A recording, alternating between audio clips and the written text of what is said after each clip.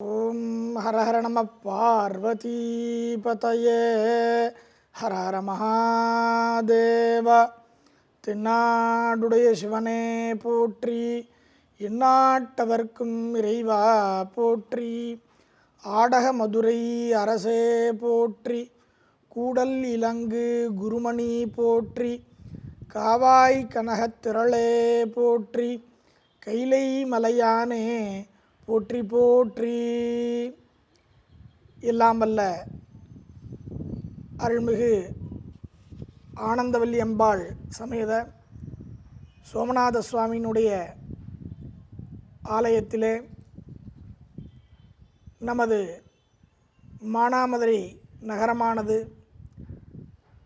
எப்போதும் சீரோடும் சிறப்போடும் மக்கள் இன்புற்று வாழ வேண்டும் என்றும், விவசாயம் செழிக்க வேண்டும் என்றும், அனைத்து ஜீவராசிகளும் நலமுடன் வாழ வேண்டும் என்றும் ஆண்டுதோறும் சித்திரை பெருவிழாவானது தொடங்கி நடைபெற்று கொண்டு வருகின்றது. அதேபோல இந்த குரோதி வருஷம் சித்திரை மாதம் சித்திரை முதல் நாளே கொடியேற்றமானது நடைபெற்று சித்திரை பெருவிழாவானது இனிதே துவங்க இருக்கின்றது. இந்த சித்திரை பெருவிழாவிலே முதல் நாளிலே காலையில் சரியாக 10 மணிக்கு மேலாக 10:30 மணிக்குள்ளாக நமது ஆனந்தவல்லி சோமநாதர் ஆலயத்திலே கொடியேற்றமானது நடைபெற உள்ளது. இந்த கொடியேற்றமானதினுடைய விசேஷம் என்னவென்றால், உயிர்களானது இறைவனை அடையக்கூடிய தத்துவத்தை விளக்குவதாக அது இருக்கின்றது. பொதுவாக எல்லாரும் கோயிலில் நந்தி, பலிபீட்டம், கொடிமரம் 3 பார்த்துருப்பீங்க. அதில் நந்தியானது உயிர்களை குறிக்கக்கூடியது. ஆன்மாக்களினுடைய வடிவமாக நந்தியம்பெருமான் இருக்கின்றார். இந்த நந்தியம்பெருமானானவர் ஆன்மாக்களின் வடிவமாக இருந்து பலிபீடத்திலே ஆணவ கண்ம மாயா மலங்களை பலியாக இட்டு, கொடிமரமாகிய துவஜஸ்தம்பத்திலே இருக்கக்கூடிய 36 வளையங்கள் வழியாக எப்படி ஒரு ஆன்மாவானது தன்னுடைய முதுகு தண்டிலே உள்ள குண்டலினி சக்தியை மேலே எழுப்பி முதுகு தண்டு வழியாக மேலே கொண்டு சென்று தலைக்கு மேல் சகசராரத்தில் இருக்கக்கூடிய பரசிவனை அடையக்கூடிய தன்மையை சைவ சித்தாந்தமானது விளக்குகின்றது.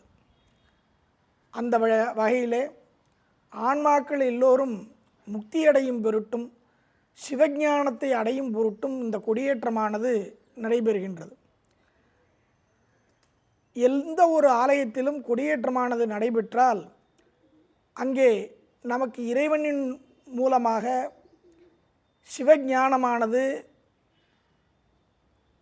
அருள் சக்தியானது நமக்கு வழங்கப்பட இருக்கின்றது என்பதை நாம் அந்த கொடியேற்றத்தின் மூலமாக தெரிந்து கொள்ள வேண்டும்.